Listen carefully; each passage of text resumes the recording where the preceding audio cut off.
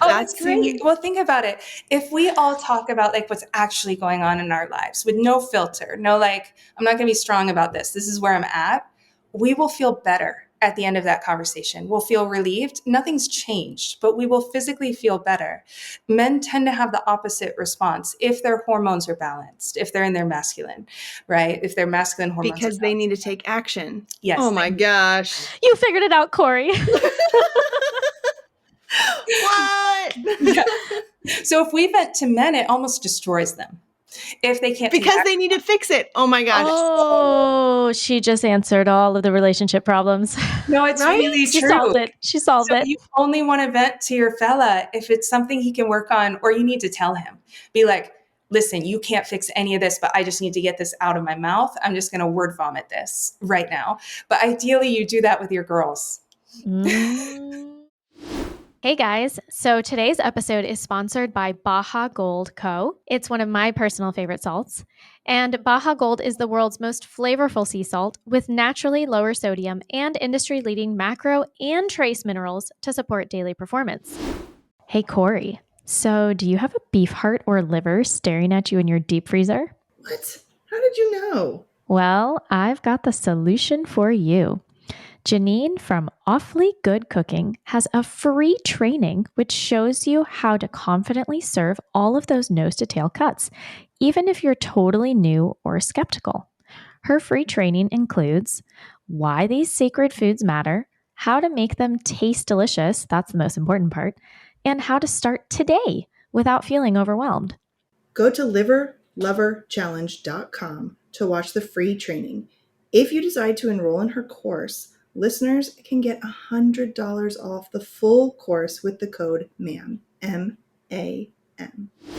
Welcome to Modern Ancestral Mamas. We are Corey and Christine, two millennial moms on a mission to bring ancestral wisdom to modern motherhood. Okay, guys, this is probably the most anticipated episode of the year. Our most downloaded episode to date is with Mary Ruddick, and so many of you begged us to have her on that she graciously agreed to come on for a part 2. And I don't know about if you know this, Mary, but you have got a serious cult following amongst fans. It's intense. So Mary Ruddick, thank you, and welcome to the show again. Thanks for having me. I'm so looking forward to spending some time with you too. Yeah. All right, so we're going to start the show. You're done with your intro, right, Christine? I didn't. Yeah. We're Sorry. I jumped in on you. Okay, we'll start the show like we usually do with a roundtable question. And I feel like Mary's answer is going to be maybe more decided than mine. I don't know. We'll see. Okay, so the question for today that we will all take a turn answering is, when was the last time that you felt deeply feminine? Oh, for me? Yeah. We're all going to answer. We will all yesterday. See, I told you. Definitely. Yeah, yesterday. I'd say basically. And what helped you to feel that way? Maybe that's like a flaw. Oh, well, I had a long layover in New York. I was over by Central Park. And so I put on like lovely clothing and went down to breakfast where everyone was like dressed in suits and everyone treats you with like so many manners. I didn't open a single door for myself all the way to the airport or carry a bag. There was always someone there that would come and help. And then, I was wearing silk, which just makes you feel so feminine, I would say. Yeah. How about you, Christine? Okay. Mine was probably actually last weekend. There was my son's little Montessori school had like a gala event, and the theme was sequins or cosmic. And so I put on a full sequins dress, and I, don't wear full sequins often. I don't think I've ever worn full sequins. Really? Why did you not post fun. a picture of this? I actually regretted it afterwards. I can't believe I didn't post a single picture of this. But the first dress I put on, because full confession, I rented these. I don't own a full sequins dress. But the first dress I put on was so sexy and just like gorgeous. And my husband was definitely like, that one, but that's not appropriate for tonight. For like a children's school gala. Yeah, no, for sure. So I ended up changing to another one that was just a little bit more demure, a little more conservative, but it was still full sequence and, same thing. It had doors opened all night and just felt very, very flashy and feminine. Fabulous. Oh my We gosh. should probably have a sequin party sometimes. Mhm. Yes. My when I was a child, my aunt would take my sister and I up to New York to see Broadway shows, and it was wonderful. It was like so special, and every single time she was like, "Okay, girls, you either have to wear sequins or you have to wear fur, and you also have to have a little bag that like a wrist bag, like a little." Um, I don't remember.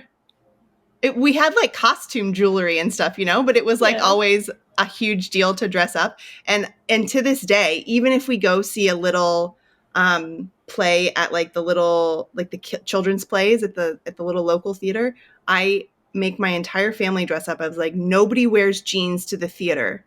Not in my house. You are not allowed to wear jeans to the theater. My kids think it's annoying, but anyway, that's my sequins story. I don't see. Okay, I'm going to say I don't even know the last time I felt like deeply, deeply feminine. I don't know. Like, I don't know. It's understandable. I mean, in many ways, we're really taught not to be.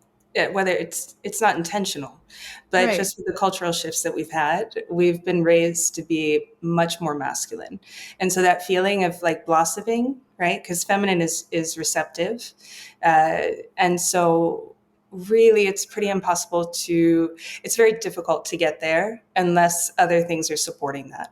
Honestly.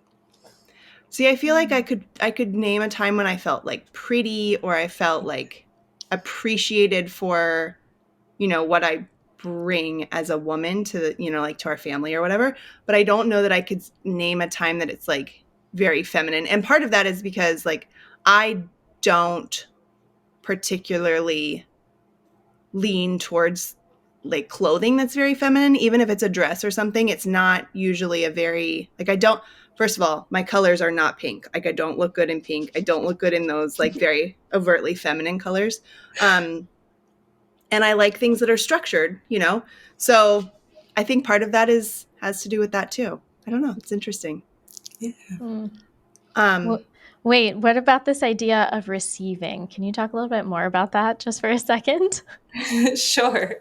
So, if we talk about it on a purely biological stand, rather than a philosophical or a theoretical, if we just look at biology, females tend to be the receptive one, and our hormones, our female hormones in a female body, reward us when we're receptive. So, more action, more doing, those are the more masculine hormones. Men are going to get a lot of reward with that. And that's why in times of chronic stress, men tend to do a lot better, a lot less burnout. Not to say that they don't hit a cap, all humans do, but in general, they get rewarded for doing hard things. Whereas for females, we get rewarded for relaxation. Our creativity doesn't come out of stress. It tends to come out of relaxation. So when we're quite relaxed, when we're quite joyful, when all of our safety needs are taken care of, that's our finances, our house, the basics, right? And we can give that to ourselves now. There's a way to go about it. But when we have that, that tends to be when we get really creative and then produce good things for the world, whether it's a child, right, getting pregnant, or if it's art or making a home, that kind of thing. So, in traditional societies, if we look at the different places that I've gone to, it's the men's responsibility to build the house, to provide all of those kind of things. That's always the case.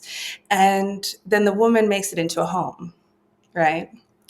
The man proposes the marriage, the woman has the child, like these kind of things. So it's more of a receptive role if you look at it. And hormonally, you can really see that. So I know this is kind of a hot topic and people can get really angry about it, but I think if we just bring it down to science and hormones, it's a lot less controversial because it is what it is. And sometimes we just need to accept what is. So, for instance, I spoke about opening a door, which a lot of people would say, well, that's so silly because I can open my own doors. Of course you can. But when a male opens a door for a female, his masculine hormones reward him, and my female hormones get produced. So I become more relaxed and more joyful to be around and more good, basically, for myself and others. So very small acts can have very different impacts on the male versus the female body. And okay, so say you've got, someone who has a lot to do as a woman, right? Yeah. And a lot to do either in her job or in her life that is not necessarily a relaxing thing, Go ahead, Yeah, Christine. like I'm thinking that the typical mom, there's Yeah. cooking for the family, feeding the family, cleaning up the kitchen afterwards, maybe taking kids to school, Or sports or or whatever. sports, or washing dishes, all the things. Okay, what Yeah. what were you gonna ask, Corey? No, yeah, that's exactly where I was going. Yeah, like where is the relaxation? Where is the receptivity in a day-to-day life for a woman? It's possible I should have used the word safety instead of relaxing because Okay. moms aren't relaxed. I mean, they have a lot to do and they're on all the time, right? 24/7. But hormonally, we produce hormones that trigger relaxation in activity for us females when the basics are covered. So when the mortgage is covered, the bills are covered, the groceries are covered. When those bills are not covered, and you're in the feminine role of housekeeping, taking care of the children, all of this, managing the socials in the family, we don't produce those same chemicals doing the exact same act. So a lot of it is about that safety net. And in traditional cultures, women were very taken care of. We have a very skewed view of what it was like in history. I get to see history now in places that haven't moved on, thankfully. So I get that kind of an insight, and it's a very different thing. Now, also, we are living in a very different time.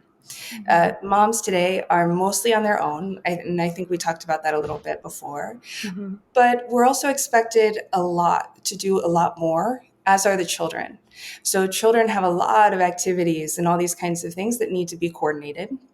We also have more sick children now than ever before. So a lot of these kids have to be on medical diets. That's a whole other thing that the parent needs to take care of and all of that. But traditionally, cultures were a bit small. And so the children would kind of move together. Like they go through the forest together. When I'm in the Amazon, they don't need someone holding their hand, a mother or, a father. So there's a bit more autonomy. And in all the traditional cultures I go to, there's actually a lot of downtime for women, a lot.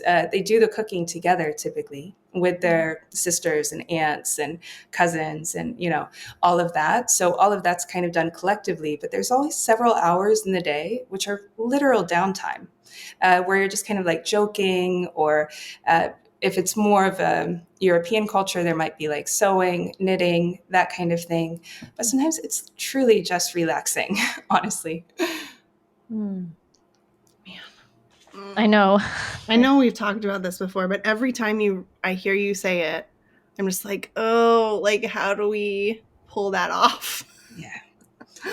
I will really say tough. though, like as as a homeschooling mom and mom that has quite a bit of responsibility, at the end of every school year, I sit down with my kids and I ask them, what was your favorite part about what we did this year?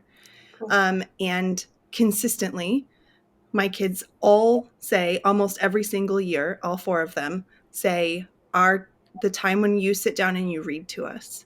Yeah. And, and I'll read just a fiction, like it's just fiction. And we read some Bible and we read some history together. And so it's about 30 minutes to 45 minutes every day. And consistently, that's my kid's favorite time of the school day. And that's my favorite time too. And I do think that it probably has something to do with, we're all just sitting, or they're coloring, or they're, building with Legos or something while I'm reading. And it's kind of just a chill time. Mm-hmm. I don't know if that counts in that, because obviously there's no other It women around, does. but No, it definitely does. And that too best I can do. is super important for your marriage as well. And I think this is part of why marriages have become so rocky, is that both genders are being both roles. And so everyone's burnout. But for a female, we are constantly pumping all these hormones through phase 2, phase 3 in our liver, right? Our hormones are fluctuating constantly. And because of that, when we're pumping a lot of masculine hormones or cortisol from action items, right? Everyone needs cortisol in the morning. We don't wake up otherwise, right? So cortisol is not all bad, but there's a timing to it. If we're pumping it through the day because we're living as a different gender unintentionally, right? It just happens because of our culture. That really incapacitates us from creating and processing our sex hormones properly. And so we become the worst of our gender, right? That's how we become Karens. And and males become the guy in the basement. So that can happen to any of us. It's not a personal thing. That can literally happen to any of us based on what we're doing, what we're processing, and how well we're processing those hormones. But that downtime is really important. And see, now I would imagine, let's say your husband is at work or he's working on the farm or whatever, he comes home after you all have been reading. The children are relaxed. You all have an oxytocin bond from doing that reading, right? So you would have been producing that, and so would have the children. From that oxytocin, that makes us our best selves as females, right? It's like vasopressin for men. And with that, when our partner comes home, we can genuinely receive them with authentic appreciation and love without effort. We're already there, right? And that's where they get their reward. So you can easily see why no one is getting this right now, right? Because people come home, they're burnout. The person receiving them is burnout. And there's a lot of resentment, understandably. I love how you painted that picture. That I can 100% see that both sides of the story in my own home. Yes. Yeah. Yes. Okay.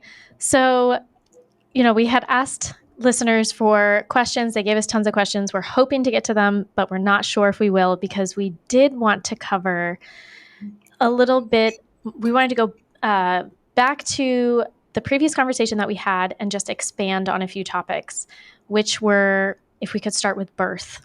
So if you can talk a little bit about, well, I'm dying to know, have you actually witnessed a birth in one of these tribal cultures? I'm really curious about that. Or what do you know about birth in the tribal culture in relation to how are the women cared for? Are there other women present? Are husbands present? All of those things. Well, I have witnessed a few in different cultures, and Wow. yeah, and they are different slightly, but they're not a very big deal. I'll be honest, because the birth is much more simple, with much less complications and much less pain. It's also a lot faster. So in our culture, like one of my sisters, she's very, very thin. And for any of you out there who work in in the birthing process, very thin women give birth very quickly, right? A little weight on us slows the birth down. And so, she tends to give birth in about 2 hours, but it's incredibly painful for her. These women don't have that. It is different. While it is painful, it's not the extreme pain that we tend to have, and it doesn't seem to have the complications. As far as body positions go, it's upright squatting is typically what I see. I don't see horizontal. I don't see on the back ever. I haven't seen that once. And it's usually either the woman alone, depending on what culture it is, she'll go into the woods, or it's women around her. It's not usually men, but the husband is right outside. So he comes in as soon as the child is born or at the end, depending on the culture. so that's kind of what it's like. And then you kind of just get back to your normal daily life because the woman isn't uh, incapacitated the way she is. It can take 6 months to heal from a birth in our cultures, sometimes more, and they don't really have that. They bounce back very quickly. Hmm. What do you think of this idea of like midwives, especially now when people are starting to go back to traditional methods and they're saying, well, there were always midwives present at births. Um, so you haven't seen like No. a specific midwife or women gathering around and helping at a birth or something like that. We tend to see that more in certain cultures, and those are the cultures that have modernized a lot faster. So those are typically like the European type cultures and that kind of thing. So no, it's not as common in the places where I go, but that does have an ancestral standing, absolutely. Just more in the European cultures. Hmm. Not even in like the Eastern or like Middle Eastern cultures, because I mean I know there is stories of midwives in biblical excuse me, in biblical times. Yeah. And I'm just curious if that would also be Yeah. No, yeah. that would also stand. Yeah. Okay. So, and I guess I was just kind of tying it in, because Turkey and all of that, that's practically Europe. But Okay. yeah, yes, yeah. But it's not rigid, right? It's not rigid. So there's places where that was more of a calling, a profession, that kind of thing. But in the biblical cultures, if I look back on it, there's unleavened bread that's being consumed, which can cause more health issues. Mm-hmm. Typically, there's quite a bit of living in cities like Alexandria and places like this. And anytime there's a big city, there's imported food. So you're going to see more complications, right? Things like that. Most of the places I'm going to, they're more rustic. And so there's less complications, honestly. And that's not to say that if the three of us just went to live like them, that we would suddenly have zero complications. No, because these women, they have been raised in a way that is in line with the human cell and health and hormones. So have the men, but also they have a pretty intact, perfect microbiome that they developed from their mother and from their grandmother, and that has been nurtured through their diet and lifestyle. But none of us have that now. So it's not like we can just jump into the woods and expect to have the same experience. We won't. Maybe we would. I don't know. Humans are pretty resilient, but I wouldn't expect it to be like that. And so I think anytime we're looking at civilizations that are more city-like, more metropolitan, we're going to get more complications, and we're going to have more of a need for feminine support through that process. Yeah. That is so interesting. Yeah. It actually makes me think about there's all these women on or families, I guess, on social media who are presenting like we're living in the woods and we're hunting all of our food and we're being really, traditional, or we're being really ancient. I don't know how they're titling it, but you look at that. I always look at that and I'm like, yeah, but like you're still in America. Like You there's are. only so much you can do. That's true, and I see a lot of mistakes made when one takes that on. Ooh, Like for talk about instance, it. Like what? I was just in a place, uh, a farm in the countryside, actually, by and this family really felt like they were doing everything the ancestral way. And in fact, they were doing a lot of things that were honestly pretty dangerous. like, like they have a cattle farm. So they have raw dairy, they grow vegetables, they do all these ferments, but they had just decided that soap was bad.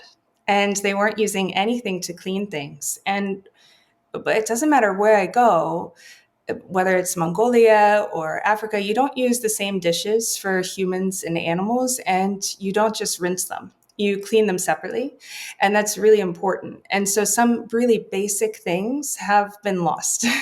Like, for instance, I actually made a whole chart that I sent to them afterwards of the different microbes that are on a farm like that and how you have to kill those microbes. Like, some things take 2 hours of boiling water to kill. Oh So wow. it's not like you can just assume that everything is fine, especially with our current weakened microbiomes. Because take a pathogen like UPEC, one of the forms of E. coli, right? That comes on spinach and a lot of salads and things like that. If you have the beneficial microbial antagonists in your microbiome to that, which you should have gotten from birth, but we've had antibiotics, right? And we've had chlorine water and all those things. If you have the antagonist to the UPEC, you won't get sick. But most of you don't have that. So you don't have that same protection that the folks that I go to visit have.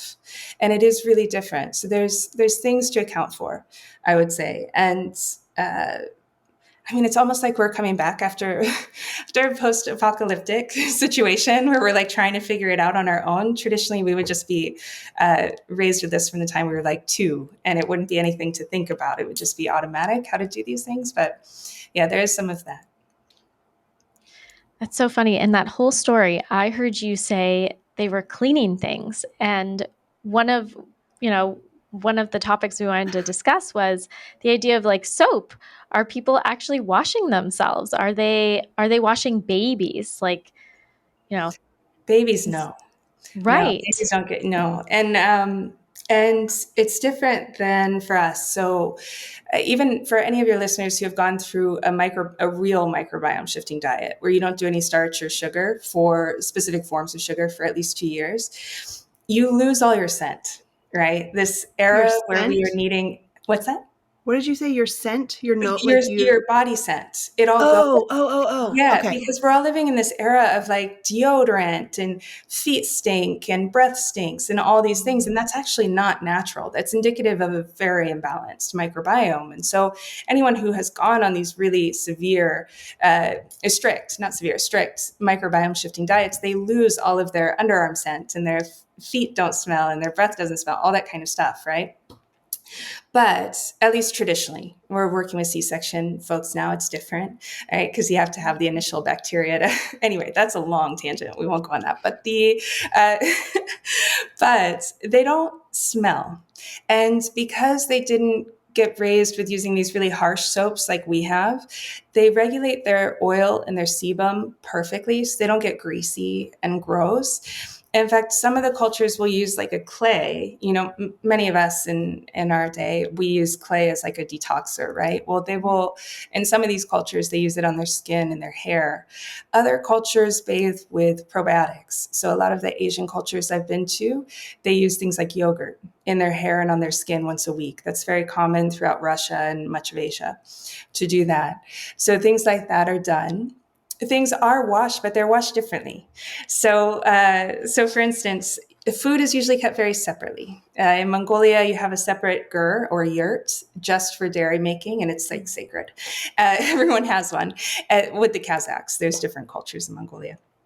But there's different plants that are typically used. There's many plants that have things called saponins in them, which will make like a sud. It's like a soapy. They'll rub that with water into things. And so that works. And then the materials that they use are typically antimicrobial as well. So they do that. But they would never take milking supplies or medicine supplies from an animal. I mean, they don't really use the medicines, but what I was seeing on this farm were medicine supplies to treat things like pseudomonoma, which is one of the most deadly infections that exists in a hospital right now. It's really hard to kill. And in the same sink as their food dishes. And they weren't using soap. They were just doing a quick rinse of hot water. And they had this huge cutting board that was wooden that they've had for like 2 decades. And all the backsplash gets on that. So the amount of cross-contamination was insane. It was absolutely insane.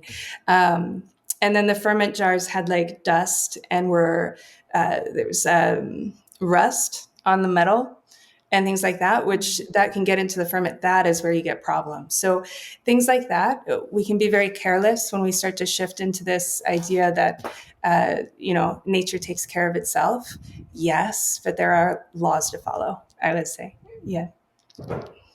That's fascinating. Yeah. Okay, we're gonna have to go back to the birth conversation for a minute because I need to know, do these traditional cultures, have you seen this, or know anything about it, do they consume their placenta after they have given birth? They do. They do. How do they do it? All of them do?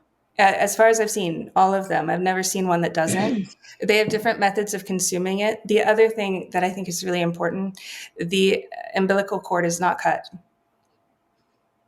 So are they having like a lotus birth where they leave it all attached? Mm-hmm. They leave it attached. Now, if it goes a really long time without it detaching, then they'll clip it, but they never clip it right away or within an hour, ever.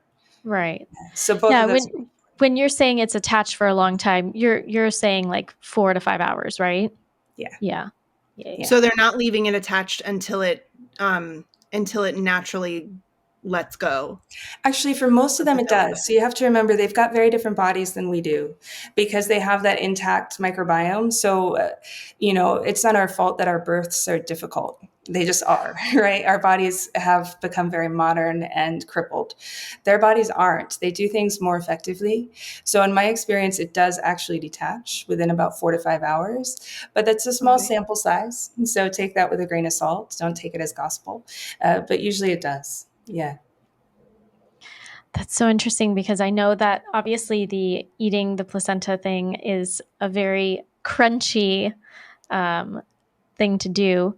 Yeah, but it's controversial even within the crunchy community. Well, yeah, because I mean, if I think of our placentas nowadays, like my own, I'm certain that it was probably loaded with toxins, and I'm not sure that I would want to eat that. So I don't know. I haven't looked into it. Did you eat it? I did not because of that reason. Yeah, I kind of thought like, well, I would imagine, based on the world that I live in, that my placenta is not a clean and good thing to eat. But that was just me personally. I don't know. What are your thoughts, Mary? Well, I'm looking at now the fat ratio and what it might hold because for the last 3 decades or so, it's shifted now. People were afraid to eat liver, whereas before it was always a good food. They were afraid because of toxins, but just because something like a liver cleans toxins doesn't mean they're in there. The toxins are in the fat cells, not the liver. So I'm seeing, because this isn't something I've looked into, I'm just seeing if the placenta has that same situation or not. Let me see, because I know it has detoxifying enzymes to break things down, and that usually will keep them separate. I will say, and I'd love to know from your listeners, I wonder if we could do a poll or something. Sure, we can do a poll. I have not seen the severe depression after a birth if someone has their placenta. It seems to give the really good nutrients that you need to prevent that. Not to say that all women get depressed after birth, but we're getting more and more and more of that severe depression that happens from the lack of nutrients and things like that, because it all goes to the babe. I do actually think that was a question that somebody had sent us, was about postpartum depression and if that happens in traditional cultures, and if it does, how do they handle it? It doesn't happen. I've never seen it or heard of it. At the end. No. Yeah. Yeah, they don't know what depression or anxiety are. They've never seen them. Period. Not situationally, period. So they don't have moms who are so anxious about their baby. Like, I can remember when my first baby was born, and obviously there's a lot of factors going into that. That was like 14 years ago almost. But I would wake up in the middle of the night because I had these dreams of like my baby had fallen through a giant chasm that was in the middle of the bed. Like totally irrational, like completely ridiculous. And I'd be like digging through the mattress and the pillows and the blankets and stuff. And my husband's like, "What are you doing?" And I'm like, "I can't find him. Where is he?" And he's like, "Corey, he's in the bassinet, like next to you, like," but I'm manic, like digging through the bed. Mm-hmm. And I feel like that's rather common. I mean, not, I don't want to say that common means normal, obviously. Like, we've had that conversation on our show a bunch, but that is common among American mothers, having, especially I think in that for your first baby, where you're like, I don't know what I'm doing. And you maybe don't have the support system around you that you feel like, or that would be helpful. I think that's very normal now. And I don't think that's as new as some of the other problems. I think that's been going on for at least 100 years with our cultures because, Okay. In the places where I go, to them, child rearing and families and all of this stuff that we have to kind of piecemeal and biohack and strategize and change our whole lives to get, they think about as much as we think about walking, right? It is just part of their daily life from the time they are little. And so it's so automatic. And the women feel so incredibly safe. I can't even tell you. Like, I walk into the communities and just immediately, I've never met, let's say I go to a new one I've never been to before. Most likely, the women will come up and start holding my hands and like fawning over me like I'm their child or their sister that they haven't seen. It's the most loving experience. And only women in like a true safe space have that to give, right?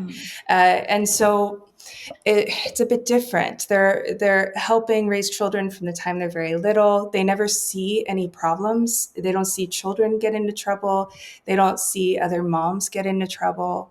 It's the complete opposite of what we're raised with. We're raised with enormous fear about birth, difficulty. Children are a burden in many ways. You have to really decide that you want to have a family and kind of, shift your whole life to fit that. And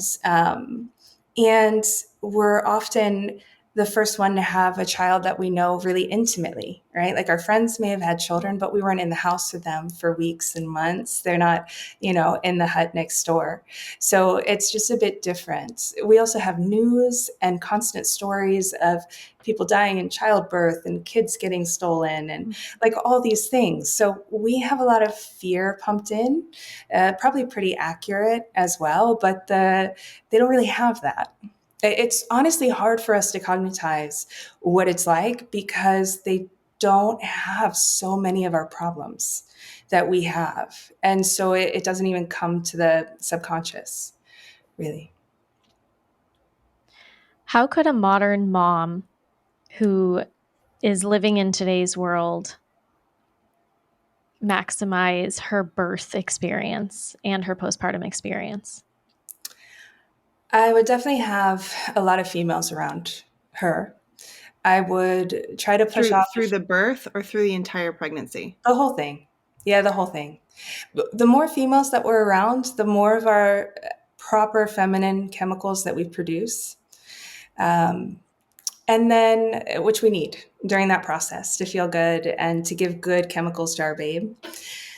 We tend to feel, even if we're introverted, our hormones feel very safe and produce those anti-stress chemicals when we're around a lot of women, honestly. So the more of that we can get, the better. And if that means that you have to sign up for like knitting with the retirees, do that, get creative because I know. And then another really big thing is we're often very pushed into work and action as soon as possible. So, anything you can do, I'm a huge fan of the financial piece and all the cash pay systems because for females, it's a way of giving us a safety net that I don't get any benefit from them, by the way. It's just the old fashioned envelope system. It could be any of the old fashioned envelope systems of budgeting.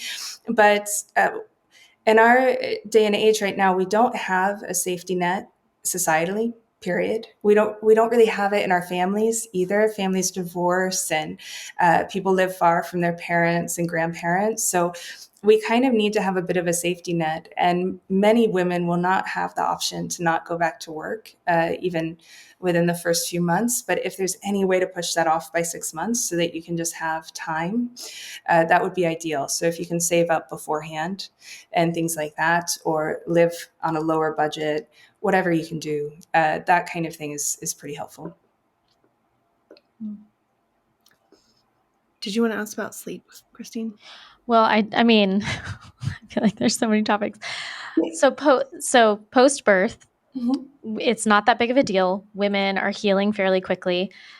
Are we seeing any of this like 40 days rest where they're being brought soups or? Yeah, there's a lot of that actually.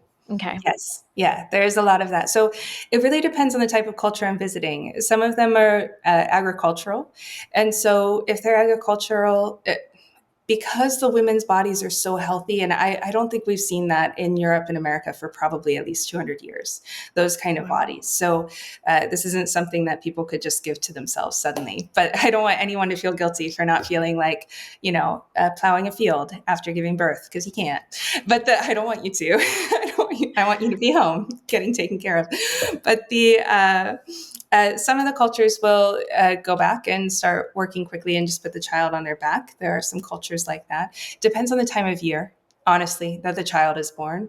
But the most common thing that I see across the board is not that. The most common thing I see is the 30 or 40 days where you are really everything is brought to you. And even in some European cultures today, like in Greece, that's very common. The first 30 days, the baby does not leave the house, nor does the mom traditionally. And I see that a lot. So usually you're doted a bit. Wow. And just lots of broths and nourishing foods. Like, what are some of the nourishing foods that you see being fed to postpartum moms? Postpartum moms are usually quite a bit of organ meat is usually what's given. And in many, but not all of the cultures that I've visited, sometimes I've been surprised.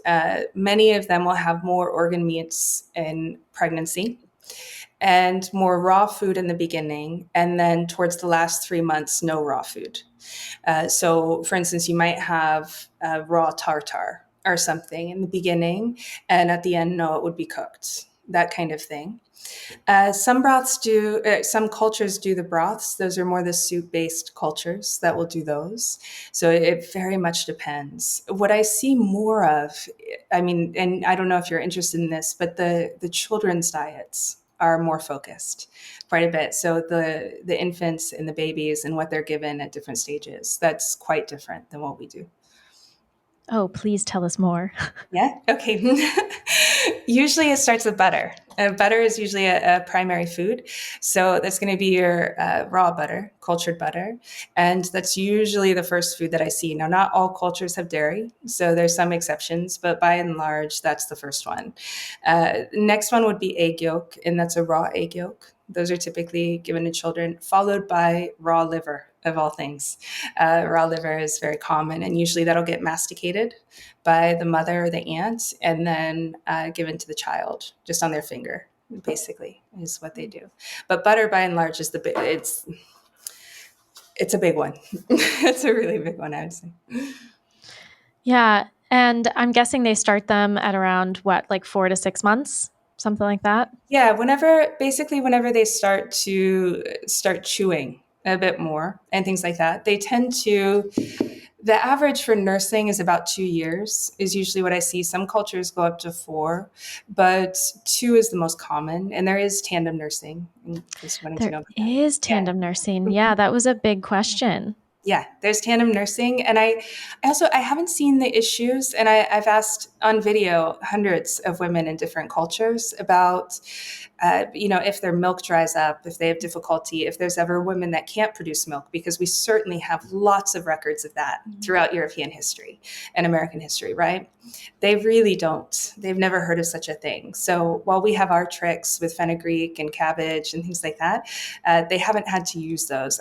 I think that often comes down to the healthy microbiome that they have, plus their role in society, allowing the proper hormones to be produced and things like that.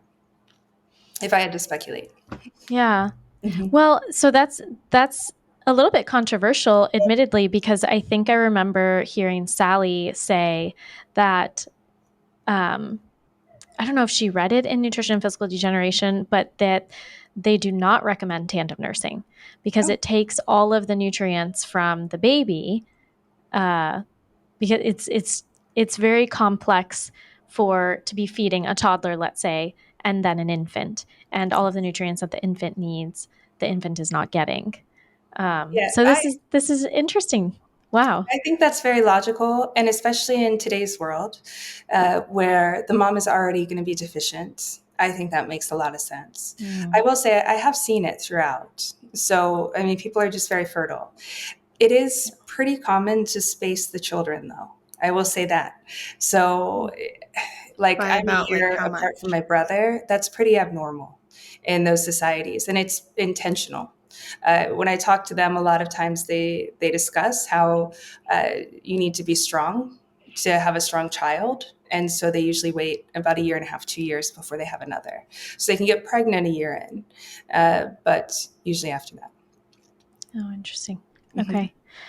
And so when it comes to breastfeeding, have you seen any of the issues with right now? It's very trendy for lip ties and tongue ties and to get those cut and all of these things. And there are latch issues with babies Yeah. in today's modern society. Yeah. I haven't seen the latch issues, and this is something I'm actually really curious about, and I so wish I had looked at in all of these cultures that I've been to, because I was at a medical conference on dysautonomia and long COVID last year in Australia. And one of the presentations was on tongue tie. And I have looked into it so deeply now, and I'm so curious because if we have a tongue tie and we still latch, it's pretty normal for us to not clip it, right? If we're latching, we tend to not clip it.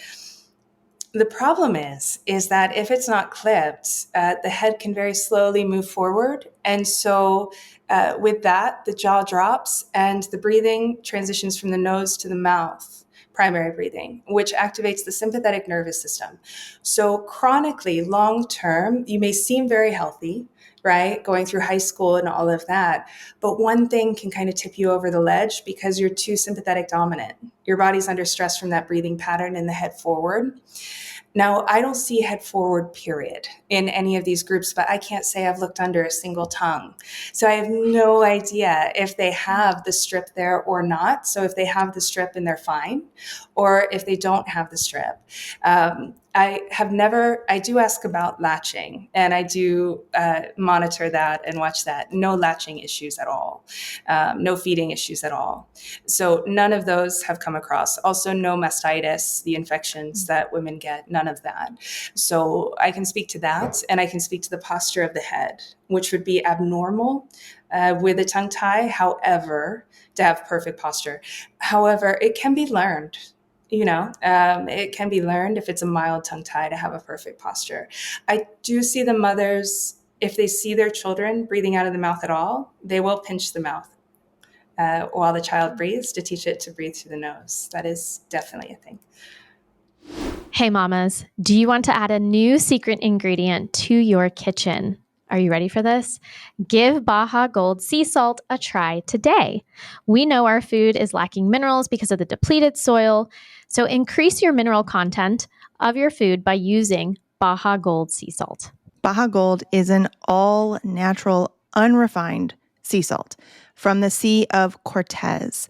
This salt is made the way it used to be, sun-dried with all of the ocean's minerals intact. No processing, no chemical flowing agents, nothing but pure, unrefined mineral salt. And because of how and where they make their salt, Baja Gold is naturally lower in sodium and higher in minerals like magnesium and potassium. Moms, did you know that magnesium is a mineral used in over 300 bodily processes? Yeah, I know. We all know it is helpful for relaxing little bodies before bedtime. Give Baja Gold a try today. Visit BajaGoldSaltCo.com to learn more. Check the show notes for the link and use the code MAM10 for 10% off. That is MAM10 for 10% off. Corey, what's your favorite way to cook liver? To give it to my chickens? No, are you serious? You can't do that. Liver is one of the most nutrient-dense foods on the planet. Organ meats are loaded with B vitamins, CoQ10, iron, and more, like the superfood fat-soluble vitamins. Most people aren't eating them, but they were sacred foods in traditional diets, and they can support the body and increase energy and focus, improve your skin health, and help you age well. Janine from Awfully Good Cooking is the real deal. She's been cooking these cuts for her family every single week for over a decade. Janine has taught me personally how to cook liver, kidney, heart, brains, bone marrow, you name it. I know how to do it because of her. She has shared so many recipes that my family loves and eats. Her recipes work. Honestly, guys, it's incredible. I've seen her labs. Her bone density is in the 99th percentile. She has tons of energy, and she feeds her family all of these cuts, and they eat them on a weekly basis. She's truly a testament to nose to tail eating. Our Modern Ancestral Mamas listeners can get $100 off her full course on how to cook these sacred foods using the code MAM, M-A-M. Go to liverloverchallenge.com to watch her free training and learn more. Okay, so you said it can be learned. So say a mother has a baby that does have like a mild tongue tie or lip tie, and they're latching fine, and the mother doesn't want to go through all the trauma of having it released. How would you suggest going about teaching your child to correct their posture? Would it be like put them in ballet lessons or like what? It would Like be ballet or gymnastics. That's what I would do. Yeah, actually, I was literally thinking about that when you were talking about it, because I definitely have a mild tongue tie, and I know that like when I was a baby, I had colic and all of this stuff, and but I did dance lessons all through my childhood, and I don't know that would make sense that it would be at least somewhat improved by that. It is. It really is. And I can speak just from personal experience. I have that tongue tie and I didn't have a problem feeding. I nursed. So they didn't clip it. And when I was healing, when I was coming back from being bedbound, I worked about 10 seconds a day and then I built up to 30 seconds. And I really worked on posture, on sitting up straight and building those tiny, tiny muscles that affect your posture. Only because I was desperate, right? So I was grasping at straws to try to get better, but I was just thinking, well, I really want to communicate to nature that I want to be here. And if I'm slumped over, that gives the wrong impression that I'm like giving up, right, on life. So I was trying to train my posture for that. When I came out of the illness, I had the most stellar posture. It didn't matter where I was walking, people would stop me to comment on it. So I know that can be taught. And with kids, I would go about it the fun way, which is ballet and gymnastics and things like that. Yeah. Okay. What about when it comes to breastfeeding? I think I've heard you say this before, that babies are born in ketosis, and that the sugars from breast milk are there to feed the gut microbiome, not the baby itself. That's correct. There's actually not a lot of sugar. It is in traditional societies and in most women's breast milk, the ratios are ketogenic naturally for the baby. The milk sugar, the primary one is HMO. There's also, of course, colostrum. So these sugars are not the typical sugars that we think of, like glucose. But the HMO is incredibly important because certain microbes that are going to be given through the birth canal absolutely need to be fed HMO. Like M16 is one of them. There's a group of them. And so the milk sugar in there is very important, but the amount is not. These little microbes, they only need like a little bit. So babies are not using any sort of carbohydrates for energy. They're using the not fat. Traditionally. No, and in fact, most women, if you test it, it's usually ketosis and they don't even know it. They could be eating a carb-based diet and still have those ratios. So right now we're in kind of a weird zone. I wouldn't just suspect, I would test if you're curious, because we've been really meddling with everything in our bodies. So like for instance, when I work with infants and toddlers who have severe epileptic seizures and we need to get them into ketosis, we don't just guess. We'll get the mom in ketosis first just to make sure, and she's still nursing, right? And that kind of thing. So we don't just guess, but if you want to get nerdy and test the carbohydrates in your breast milk, that can be done. You can see. I'm so fascinated because I remember when my sister-in-law and I were breastfeeding at the same time. We had babies at the same time, and we were on a long road trip together. So my husband's driving, my sister-in-law's in the back, I'm in the front. She's in between our two babies, right? So she has my baby on one side and her baby on one side, and she has my breast milk in one bottle and her breast milk in one bottle, and she like put them next to each other, and she was like, Corey, your breast milk is like butter. There's like this much, like it was at least half. You could see the fat line, Yeah. and it was like half.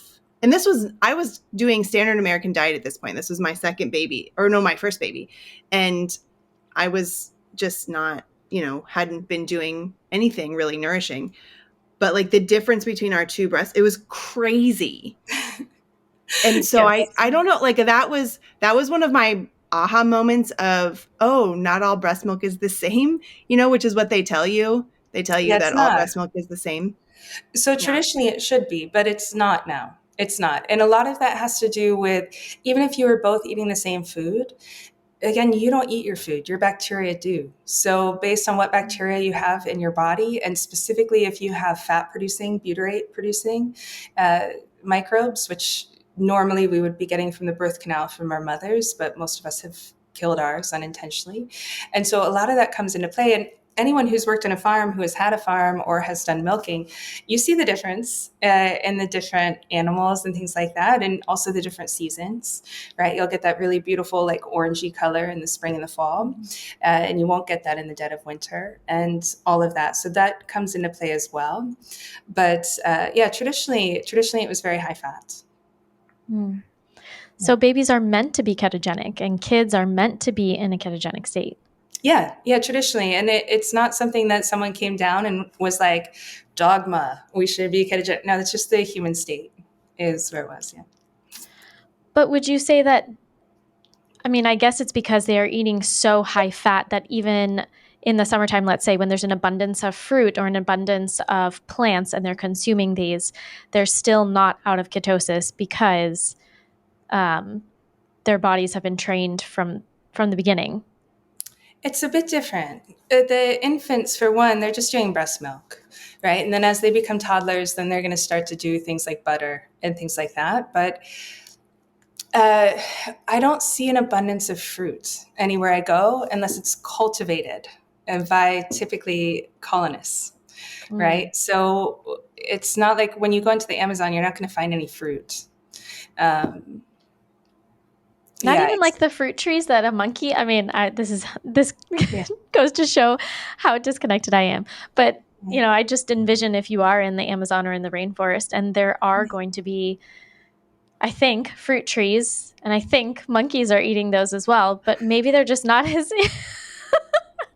Yeah, I thought so too. It is not like the Jungle Book. I will tell you that it's not. Okay. If you go to some of the markets, like where the river has a crossing, and you go to a market, you'll see bushels of especially green bananas. You'll see those, and I always bring those when I go on the river trips. That's your backup food because radio doesn't work there, and you're, you bring basically a backup engine for your boat, but things can go awry. So you need just like a food for right now, just in case. But so you can get like green bananas, but you don't see them as you're hiking through the Amazon.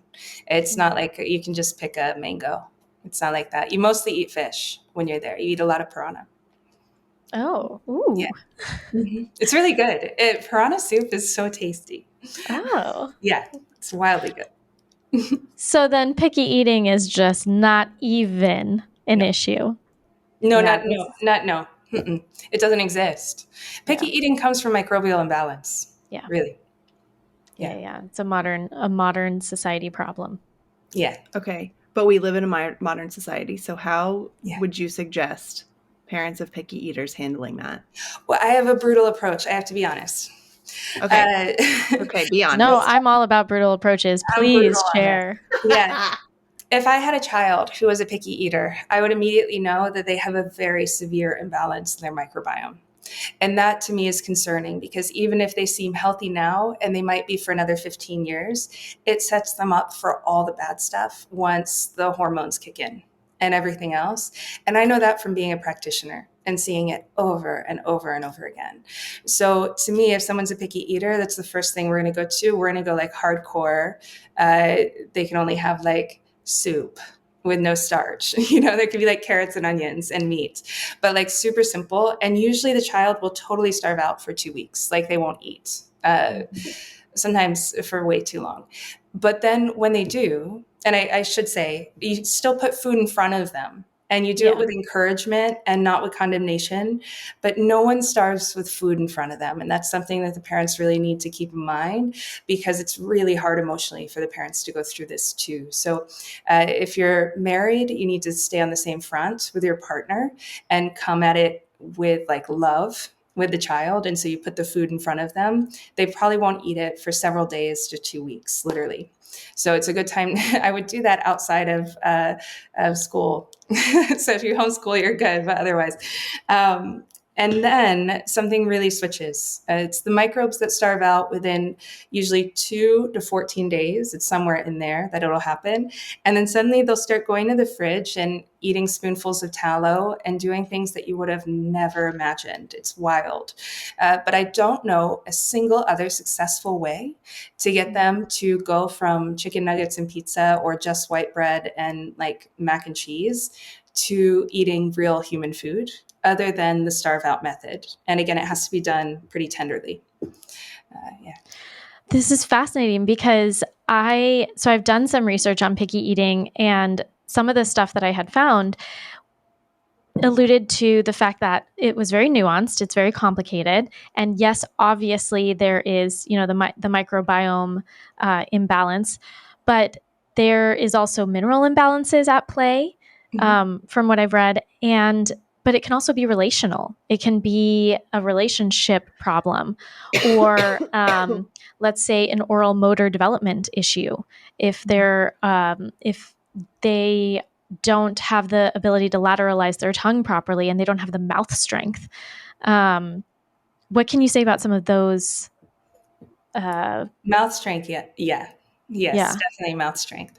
And you'll Right. notice they want really soft, easy to eat food if they have that. So if you serve them like a Oh, pork you're chop, right. Like something, chicken nuggets and French fries, and it's all very soft. it is.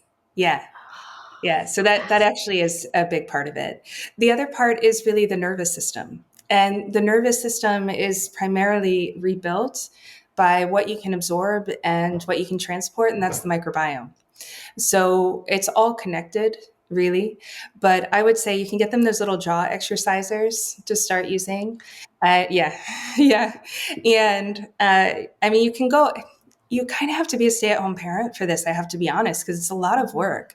You have to really have time to sit down with the child and be like, you don't leave until you're done eating, And so they have to go through and they have to masticate. But what I would do, because I was raised in an old fashioned family, so, we could never turn up our nose at our mom's food. If we did, we would have to hear from dad, and no one did that. So, so that unified front is pretty important. But also, things would get served that I really didn't like. Like, my mom was a great cook, but there's just certain things that everyone doesn't like. I didn't like tough meat. I liked soft meat. And some of the cooks were tough. So for that, I would just sit there for like 2 hours and they would just wait. I wasn't allowed to get up until I was gone. And so things like that really require a parent at home. Obviously, when both parents are working, that can't be done. But what I would do if it was my child now, I would get them jaw exercising. I would get them interested in a sport that involves posture. It could be diving. There's lots of posture related sports. And then I would do small amounts of that. So I would take a tough meat, like a pork chop. Anything lean is typically easy to get tough. And just give them like a tablespoon of it with each dinner so that they can start building up that strength, right? And then they don't hate dinner. They don't want to not sit down to dinner. It's not the whole meal. It's just a bit of it that they need to finish.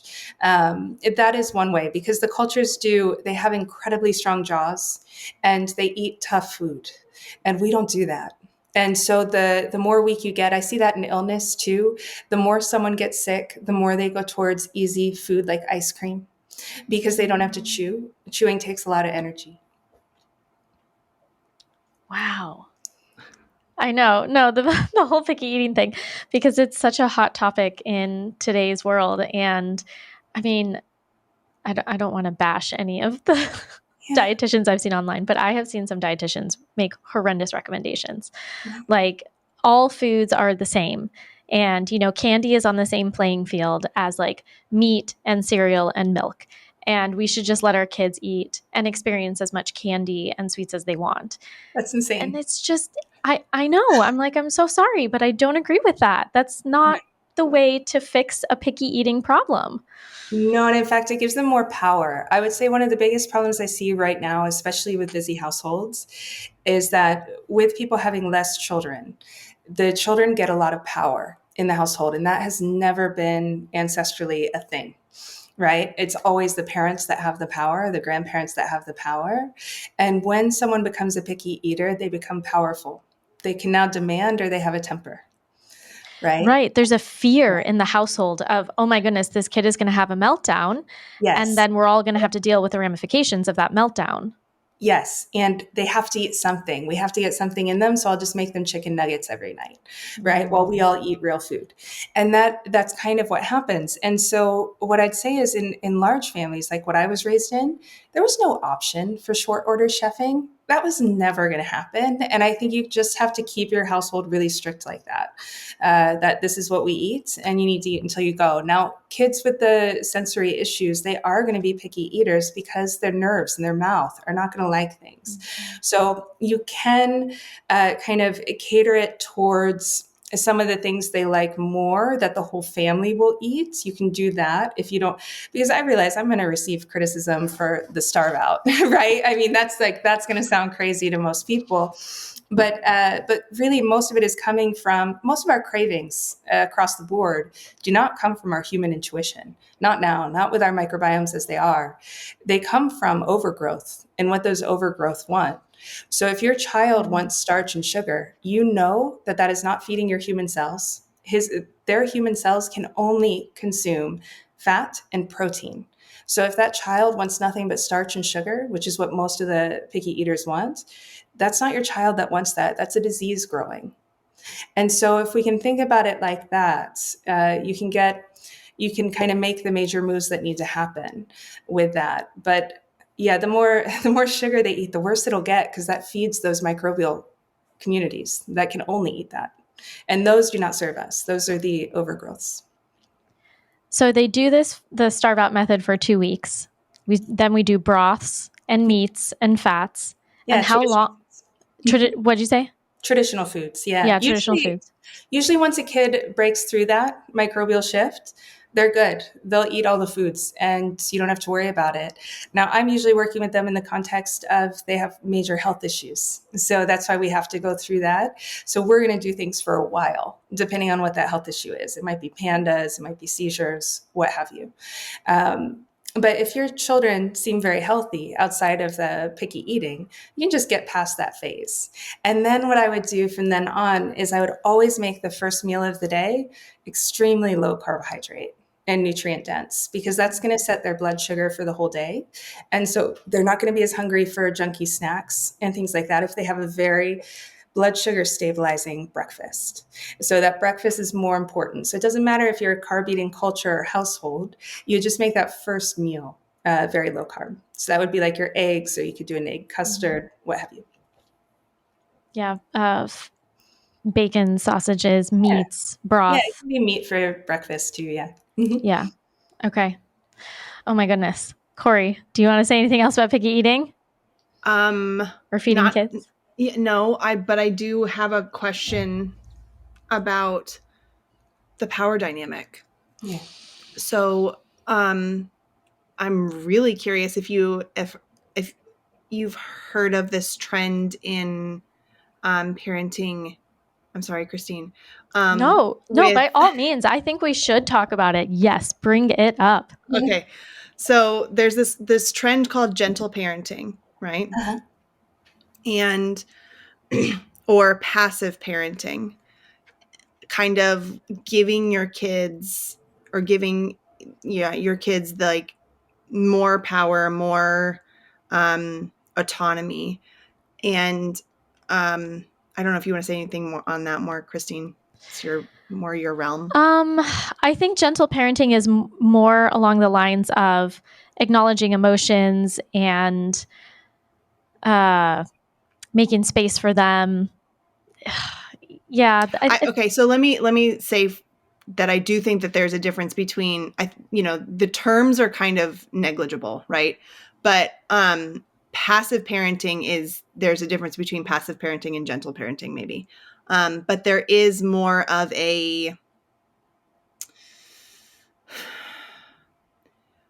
there's more power given to children in modern American culture than I think there ever has been. And I am curious what your thoughts are on that. And if you think it's a good thing for culture in general, or something that we need to be shifting as parents. I think it's a terrible idea.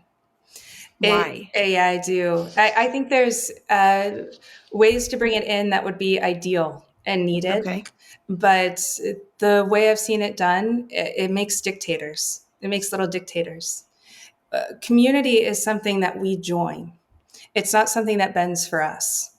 And what I'm seeing in this trend of I'm special kind of thing is that everyone truly expects the world to shift for them. And that is a huge problem that leads to a breakdown of relationships. It leads to isolation. It leads to an inability to get along with others. And so part of childhood really is designed to make the child into a sufficient adult.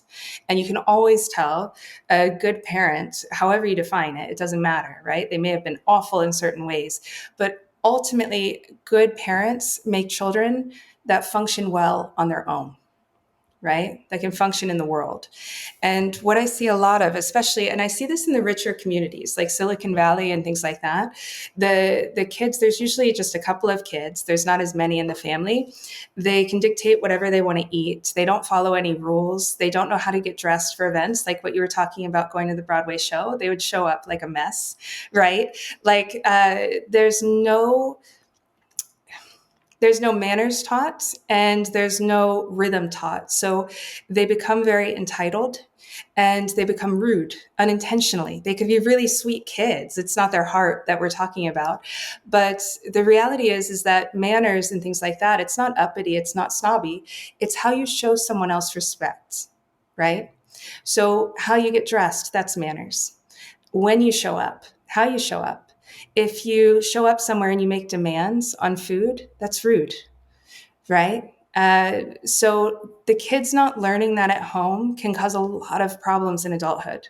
And I'm seeing it. I'm seeing a lot. You can hear it at restaurants, right? There's a lady not that long ago. She's an older lady, but she's been living on her own. And you can tell because she came to this wedding and everyone was meeting afterwards for restaurants. And she had everyone drive around to 7 different restaurants until she was happy.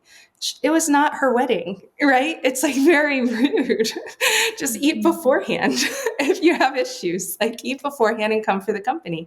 So there's ways that more and more people have to be on medical diets. And I teach those. I've been on those. It's not that we have to concede our health in order to have community.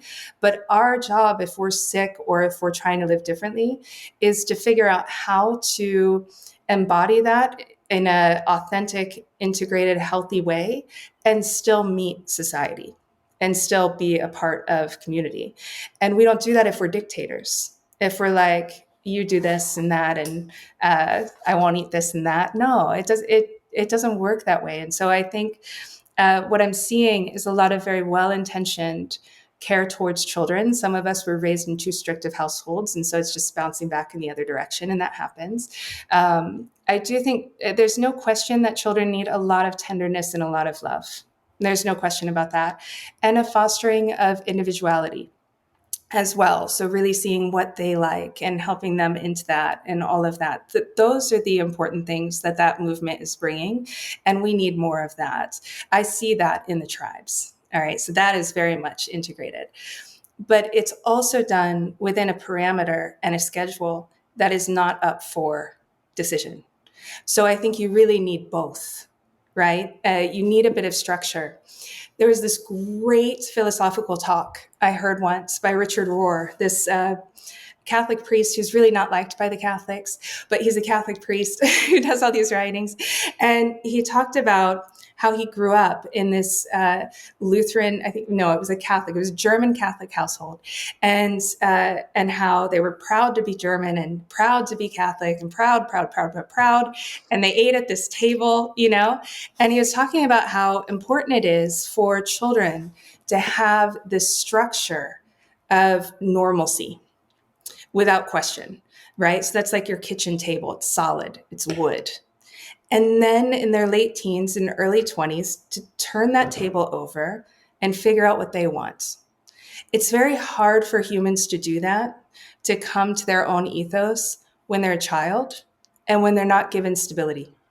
Stability is a belief system. It is a standard system as well. So there's a lot of benefit in that. You can see it. You can see it in adults who are raised that way. They have an ease about them in life. They're not so hectic. I heard once that the term parenting is a new term Mm, because in the tribes it doesn't exist. that's true. It's kind of like what you said before, it just is. Yeah. Yeah. Yeah, And I you're think absolutely right that about that. you're right. We've lost the importance of family life and what it is like to live with children and rear and care for children. And now it has become a job that we do. I am Yes. a parent and I have to parent my kids on a daily basis. That is very true, because in all the places I've been, there aren't separate things for children. It's that children selectively join the adults. So, like, while they may not be able to hunt yet, they might be peeling the vegetable, right? But they're not like, or they have their toy would be, depending on the culture, of course. A very common toy I see is a bow and arrow. So it's preparing them for adulthood. It's not this la la land that's totally separate, where they have separate activities and separate endeavors. No, the children just go with the adults. They eat with the adults. They do the things, and they're very, very happy. Like anyone who's spent any time throughout Africa, and obviously the cultures are wildly different, 20 minutes from each other, and it's a massive continent. But especially in the regions where the babies are slung on the back, you will never see such calm faces in your entire life. They're just like these fat little adorable faces of calmness. They never cry, they're not screaming, they're just going anywhere that the adult is. The nature of being touched all the time and feeling the mom's heartbeats and smelling the skin and hearing the voice, it's very soothing to little babes. And now we live very differently, right? Children, everything is separate, and so it requires this kind of job, right? Yeah. Should we talk about menopause?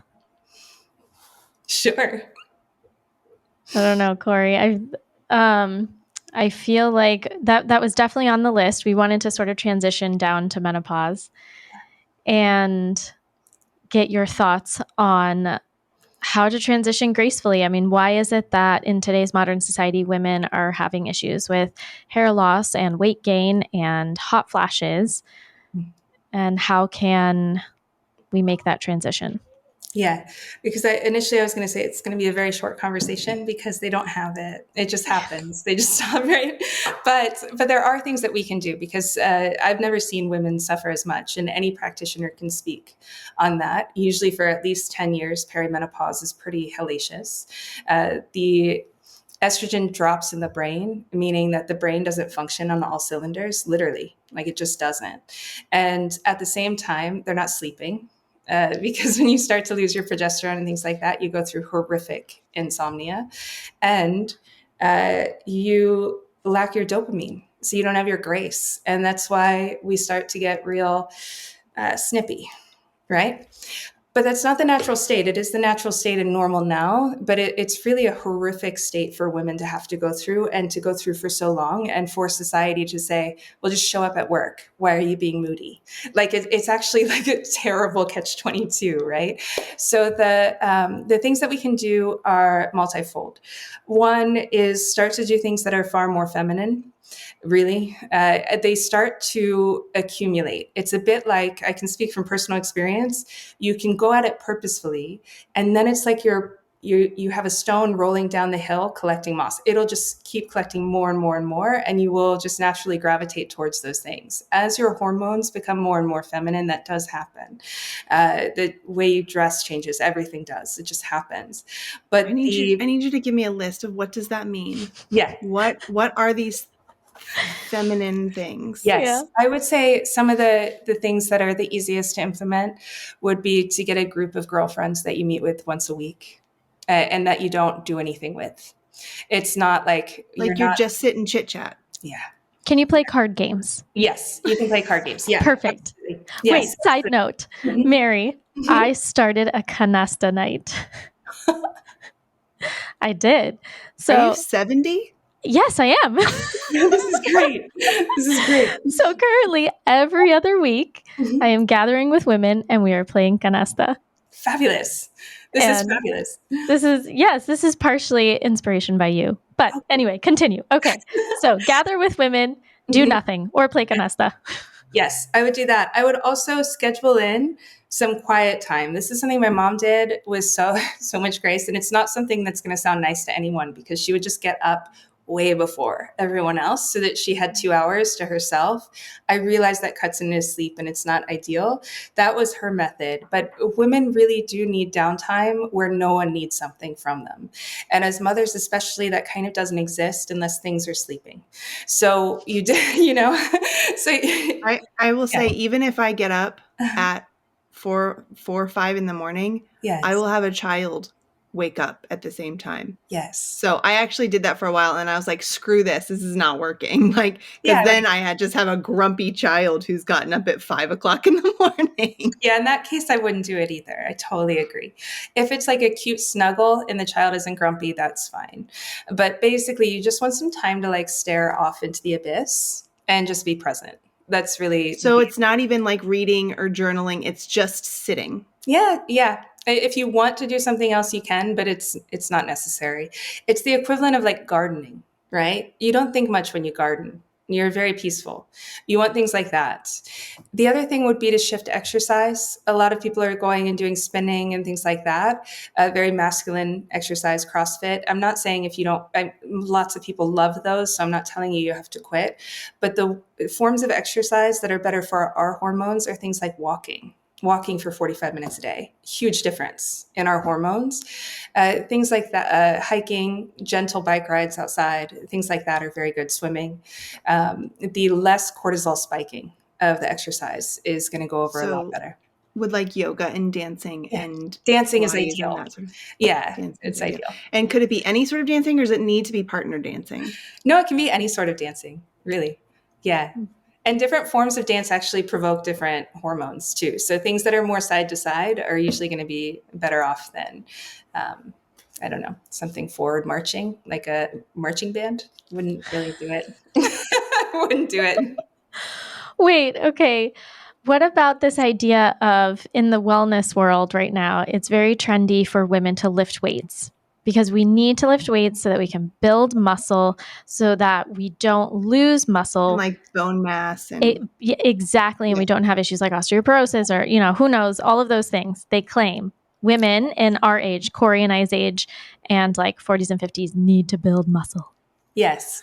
I think it's not ancestral. I can say that. It's not ancestral to do anything like that.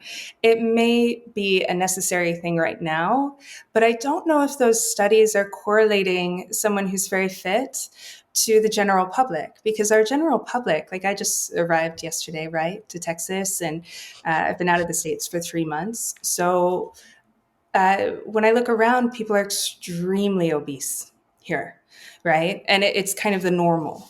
And so when you have a body that's carrying around that much fat mass, and then you compare that to someone who's lifting a lot, that's very different. We also have mostly been raised on extremely nutrient devoid foods, and our microbiome has been really harmed. So like one of the ways that you can be more feminine, honestly, is and not have such a bad perimenopause, menopause, is to have the right microbes in you, like BB536 that break down estrogen, and ones that metabolize cortisol properly, so that you're not constantly clogged with your hormones, right?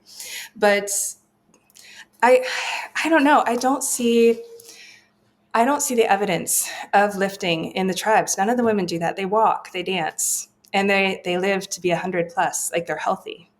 So it may be needed for us, but I don't do it. I do power yoga at home, and I do walking and hiking and swimming. So we'll have to see, I guess. It'll be a big old experiment for our generation. Yes. Okay. I I'm curious what your observation has been on, and this is kind of a side note, but you mentioned body type or figures in the US. Mhm. From my understanding, women who are, especially in childbearing years, need to have a little bit extra Mhm. or like, slightly more body fat than say a man would. Yes. And is this in these cultures, are these women more curvy? Are they more or are they really lean? Are they really small and thin? Like I'm so curious about that. None of them are overweight or chubby, but they have that fat layer, especially on the hips. That would be there. And it doesn't have cellulite or anything like Mm-hmm. that. It's just a little bit more. So they don't tend to have those boy looking bodies that we got So into. is it more like the statue of Venus or something?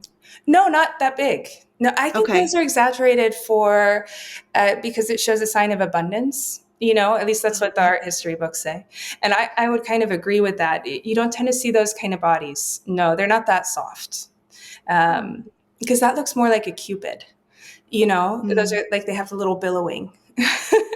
Right? It's not that they're a huge body, it's that their body is very soft. The women aren't really like that. They're fit, but they're not muscular like a man, right? With this kind of protein and lifting thing that's getting pushed, there's a reason for it. The more our muscles produce chemicals that are anti-stress and that reduce depression and all sorts. It's actually like an organ, right? So there's a reason why people would need that more now. But I think what we're dealing with more is that we have bodies that simply don't move. We've never really had that. And so the low level of muscle that we have in someone is extreme. In the tribes and the traditional cultures that I go to visit, they have their muscle from walking around and picking up things and moving about, but then they have a little cushion of extra for the birth and things like that, and just from their natural female hormones, right? So they'll often have a small waist that then goes out, but no extreme. I only see extreme bodies once foods change. Like you can definitely see that in parts of Uganda and in Zimbabwe and South Africa. You'll just see these massive rumps, right? Yeah, and they're eating a lot of corn, a lot of corn and a lot of green plantain. And corn is not a traditional food there at all. It's a last 100 years. So there's things like that. Yeah. What about the weight gain post menopause? No, it's not a thing. Okay. Yeah, that's a modern thing. Even my mom didn't get that. Yeah. It's from our cortisol is really derailed, and really just from, I would say, the generations right after my mom through now are getting the brunt of it, because we haven't had other women go through that, where they lived almost in a masculine role in society. So they're pumping the wrong hormones day in and day out for years on end. Doesn't matter if they're mothers, doesn't matter if they have children, they're still like expected to provide, which hormonally is what we're talking about. That really changes things. It really damages the body's ability to clear hormones through the liver for the females. And so when you go through that massive hormonal shift, you go through perimenopause, menopause, you don't have the building blocks to do what you need to do. And so you get stressed. And that stress, that increases your fat ratio, actually, based on the same food. So women really aren't going crazy. They're reporting what they're going through. They're eating the same, they're exercising the same, they're getting all this extra weight, and they don't understand it. It's because we were raised with a lie, honestly, which was a theory. It wasn't intentional, but the theory of calories in, calories out, which only works on a closed loop system. If any of you studied physics, like a car, humans aren't closed loop systems of energy at all, quite the opposite. And so what we ingest, we're not just putting out. It's not like gas into the car. It doesn't work that way. And what matters is what our microbes do with that food, what byproduct they produce, what we process through the liver. So all three of us could eat the exact same diet and have very different bodies, you know? Yeah. What about the roles of grandmothers and great grandmothers in tribes? Are they still actively working or helping take care of children, or are they relaxing more, and are the younger women serving them and taking care of them? I see the younger woman being like the new wife, being a bit more like a servant in the more modern societies that are kind of a hybrid. I don't see it in the very traditional. In the very traditional, they all get a good amount of relaxing time, and they all contribute about equally, actually. The moms and the grandmothers and the great grandmothers are very nurturing. They're very warm. They giggle a lot. They're taking care of the children. They're helping with the food. They do all that kind of stuff. And they're fully capable. They don't tend to lose any of their faculties, physical or mental. So they're more respected in the society, and they're really seen as wise women, not something to discard. That's beautiful. Do you think that women gathering together in groups, like you mentioned earlier, is that enough to produce? Is that enough hormone production to help with the loss of estrogen during menopause? I don't know if it's enough. That would help with the progesterone more than anything else. But well, do you know what helps with estrogen? It's weird. Uh, Complaining. If we just vent a lot, it helps with our estrogen. So Stop. What? Yeah, no, for real. Wait. I have not heard you say this before. Yeah, I know, but it's true. We actually need to vent. If we take the stoic route, right, the more masculine route of not talking about our problems, we build up so many of the masculine hormones, and that really gunks up our liver, phase 2, phase 3. So we actually need to vent. Now, men don't. They can get too much estrogen from it. They should every once in a while over big events, of course, but not like on the regular. We actually need it. And you're going to get that a lot more easily if you're hanging out with women than you are with men. So in that note, that would be very good for your estrogen. But in general, the physical aspect of being around women, that helps you with your progesterone levels more than anything else. Wow. Sorry. That My husband seems just like walked through. Oh, That that's great. seems- Well, think about it. If we all talk about like what's actually going on in our lives with no filter, no like, I'm not going to be strong about this. This is where I'm at.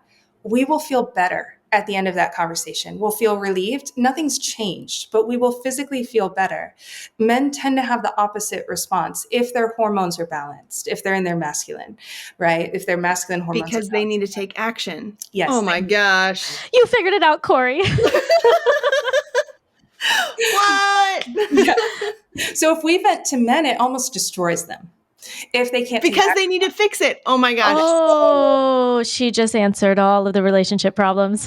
No, it's Right? really She true. solved it. She solved So it. you only want to vent to your fella if it's something he can work on, or you need to tell him. Be like, listen, you can't fix any of this, but I just need to get this out of my mouth. I'm just going to word vomit this right now. But ideally, you do that with your girls. Are you tired, lacking zest and clarity of mind? Know what can help? Liver, heart, tongue, marrow, and all the other sacred nutrient-dense cuts. Most people are intimidated to cook organ meats or think they taste gross. I get it. I was totally in that camp a few years ago. But guess who's here to save you?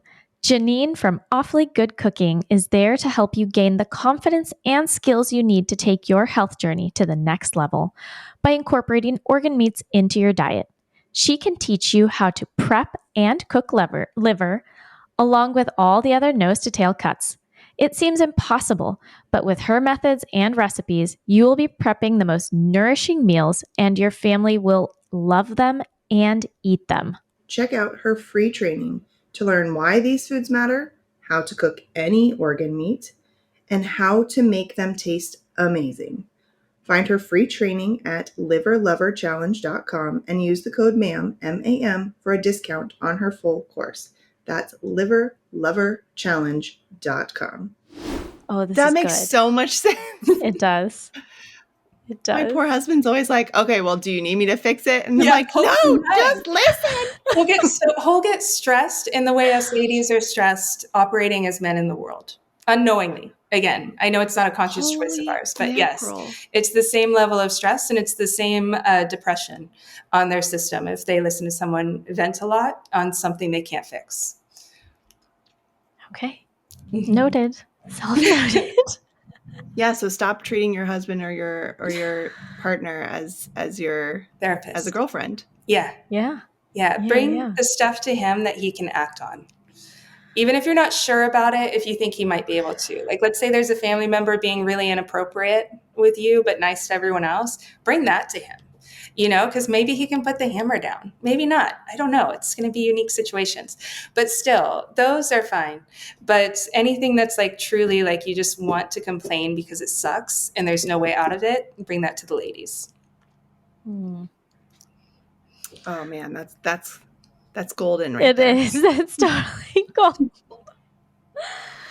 Okay. This is why people want us to have you on all the time. I know. Those nuggets. Hey guys, so we're recording with Mary. Obviously, she's amazing and has so much wisdom and information to share with us. So we decided to cut this into 2 episodes. We're going to end it here. And then next week, we'll publish the second half of this conversation, this episode. So make sure you stay tuned next week to hear the rest of this. I'm going to encourage you guys to like, subscribe, leave comments, share with your friends. All those things really help Modern Ancestral Mamas, the whole podcast, get seen by the algorithms, by other people. All of those things really help the show and help other people get the message and to hear what we have to say. And we all know that you guys love Mary, so definitely share this episode. All right, stay tuned for next week. See y'all.